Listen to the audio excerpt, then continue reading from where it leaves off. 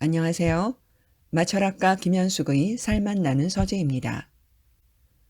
음식 독서 365일 매일 낭독 몸, 맘, 맛, 멋, 알의 오방 중에서 맛편의 첫 번째 추천책인 음식에 숨겨진 맛있는 과학, 맛 이야기를 읽고 있습니다. 최낙원 지음, 행성비 입세에서 2016년에 편했습니다. 향의 비밀. 언제부터 향신료를 썼을까? 향신료는 고대부터 단순한 음식 그 이상이었습니다.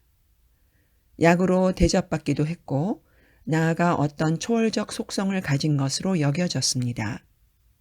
바로 보이지 않는 향 때문입니다. 향에 대한 인간의 사랑은 좀 특별합니다. 신에게 제사를 지낼 때 향이 나는 것을 태워 향기를 하늘로 올려보내 신들을 즐겁게 했습니다. 향의 역사는 불의 역사와도 함께합니다. 인류는 몇십만 년 전부터 불을 사용하기 시작했습니다. 뭔가를 태울 때는 평소보다 강한 향이 납니다. 마른 나뭇가지와 수지, 풀 등을 태울 때 그중 어떤 것들은 타오르면서 매혹적이고 신비로운 향취가 신적인 감각을 불러 일으켰습니다. 그들은 향료를 뜻하는 단어를 만들었습니다. 향료를 나타내는 단어는 영어로 perfume, 불어로 parfum인데 이 단어들은 라틴어 perfume, through smoke에서 유래했습니다. per는 통하여, fumum은 연기라는 뜻입니다. 향기 나는 수지나 나무, 풀을 태우는 것에서 향료의 역사는 시작되었고, 향료는 신과 인간 간의 교감을 위한 종교적 매개체였습니다. 고대 이집트에서는 태양신에게 제사를 지낼 때 향료에 향을 피웠으며 그리스에서도 종교의식에 많은 향료를 사용했습니다. 또한 예로부터 인류는 병에 걸리거나 상처가 나면 주위 식물이나 동물에서 약효가 되는 성분을 찾았습니다. 그중 향기가 좋은 성분을 점차 식물성 또는 동물성 향료로 사용했습니다. 사실 클레오파트라의 매력은 코가 아니고 그녀가 사용한 감미로운 향과 언어였다고 합니다. 그녀는 매일 감송유를 몸 전체에 바르고 목욕 후에 장미, 수선, 백합 등의 향내가 담긴 향유를 사용했습니다. 그녀는 항상 향으로 집안을 채웠고 향이 들어있는 사탕 과자나 음료, 셔벗 등을 즐겨 먹었다고 합니다. 향의 원료 재배와 제조 기술이 특정 지역에 한정되어 향유와 향고는 고대 귀족들에겐 권력과 부의 상징이었고 일반인들이 향을 갖는다는 건 꿈이었다고 합니다. 그 후로도 오랫동안 향료와 향신료는 아주 귀한 것이었고 냄새로서 인간에게 천국의 한 자락을 선물했습니다.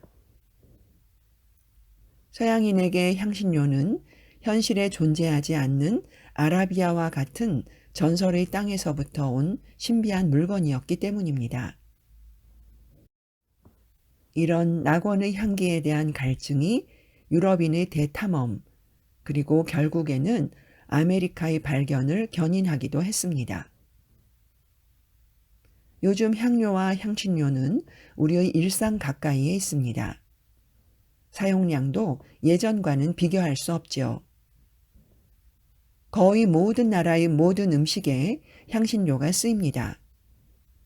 그래서 특유의 향으로 다른 문화와의 차이를 만듭니다. 굳이 그 나라에 가지 않고도 한 끼는 이태리의 맛을, 다음 한 끼는 태국의 맛을 느낄 수 있게 해줍니다. 인간의 후각은 먹이의 탐색보다는 먹이의 판단에 쓰였습니다. 인류의 선조는 동물 시체에 붙어있는 고기 조각에서부터 견과, 과일, 잎, 덩이줄기까지 먹을 만한 것들이면 무엇이든 찾아내 먹었습니다. 멀리 떨어진 음식을 후각으로 찾는 것보다는 주변에 있는 것들이 과연 먹어도 괜찮은 것인지 아닌지를 미각과 후각에 의지해 판단한 것이지요. 그래서 다른 동물들과는 다르게 다양한 먹을거리가 포함된 다채로운 식단을 즐겼죠. 그렇게 다양한 수렵채집 생활을 하다가 1만여 년 전 농업을 시작하자 먹거리 형태가 완전히 바뀌었습니다. 다양하지만 우발적인 식단에서 예측 가능하지만 단조로운 식단이 된 것입니다. 고밀도의 에너지원이지만 밋밋한 맛을 가진 밀, 보리, 쌀, 옥수수 등을 먹고 살면서 그들이 누릴 수 있는 맛의 종류가 너무 적어진 것입니다. 하지만 그들은 여전히 예전의 냄새와 맛의 감각들을 가지고 있습니다. 그래서 새로운 자극을 찾아 모험을 했습니다. 주곡 위주의 단순한 맛에 허브와 향신료의 마법을 가미해 다시 수렵채집 시절의 화려한 먹거리의 추억을 유지한 것입니다. 향은 휘발성의 화학 물질입니다. 맛은 5가지, 향은 수만 가지. 우리의 미각은 종류가 많지 않아서 단맛, 신맛, 짠맛, 쓴맛, 감칠맛이 전부입니다. 나머지는 향이지요. 그래서 감기에 걸리거나 손가락으로 코를 막아 냄새를 맡을 수 없게 되면 사과와 배를 구분하기가 어렵습니다. 모든 향기 물질은 휘발성을 가지고 있습니다. 허브와 향신료로부터 증발해 공기 속으로 날아오를 수 있을 만큼 충분히 작고 가볍습니다. 분자량이 300 이하지요. 온도가 높아질수록 이런 냄새 물질의 휘발성은 더욱 증가합니다. 음식을 가열할 때 향이 강해지는 것은 이런 이유입니다. 냄새가 휘발함에 따라 그 공간은 냄새로 가득 찹니다. 우리가 주변에서 보고 맛보고 만져서 감각하는 대부분 사물과 달리 향은 보이지 않고 만질 수도 없는 존재입니다. 그러니 분자와 냄새 수용체에 대해 알지 못했던 과거에 향은 신비하고 존재와 권능의 영역을 떠올리게 하는 그 무엇이었습니다. 이러한 본질주의적 성향은 지금도 사과 맛이 사과의 냄새가 아니고 사과 맛 성분이 따로 있을 거라고 믿게 하는 요인이기도 하지요. 코는 맛을 위한 기관이 아니다. 물고기는 코가 있을까요? 사람은 맛과 향을 쉽게 구분합니다. 휘발해 코로 느끼는 것은 냄새이고 음식물에 녹아 있어서 혀로 느끼는 것은 맛입니다. 맛 성분이 코로 갈 확률은 거의 없습니다. 그런데 물에는 냄새 물질과 맛 물질이 같이 녹아 있습니다. 맛 성분과 향기 성분이 입과 코로 동시에 간다는 뜻입니다. 그런데 따로 코가 필요 있을까요? 장어나 연어가 산란기에 냄새를 따라 수천 킬로미터를 헤엄쳐 원래 태어난 곳을 찾아가는 것은 유명한 사례이고 일반적인 물고기도 사람보다 후각이 훨씬 뛰어납니다. 헤엄칠 수 없는 애벌레 단계의 새끼들은 물결에 밀려 태어난 곳에서 최고 32km까지 밀려가는데 이때에도 후각에 의존해 집을 찾아옵니다.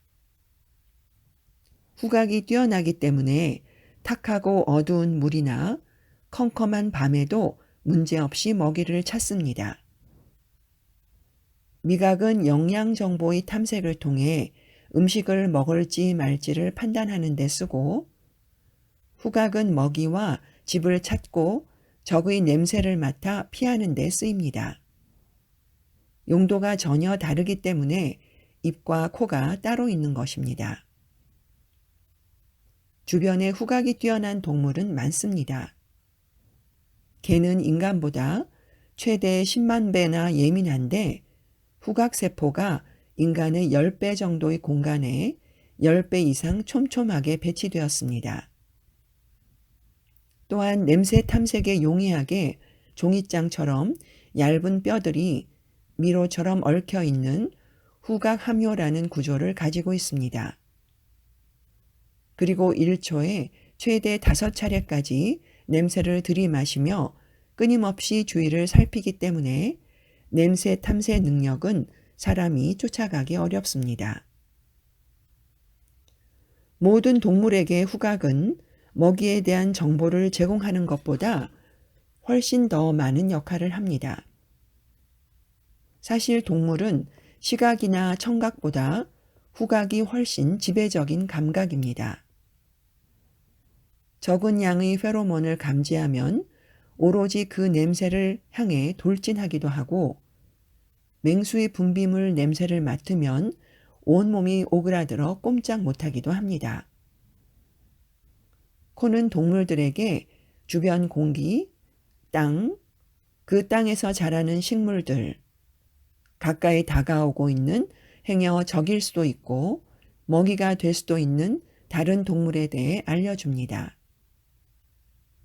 이러한 사실을 이해하면 우리가 미미한 냄새에 왜 그토록 예민한지 알 수 있습니다. 또한 동물에게는 냄새를 그에 수반되는 특정한 상황과 연결시키는 일이 대단히 중요합니다. 호랑이가 중요한 것이 아니라 호랑이를 어떤 순간에 만났는지 그 장면을 기억하는 일이 중요하고, 먹이를 찾았을 때 그 냄새와 장소를 같이 기억하는 것이 생존의 결정적인 요소이기 때문입니다. 그래서 냄새는 그와 연관된 장면이나 감정을 떠올리게 하는 힘이 있습니다.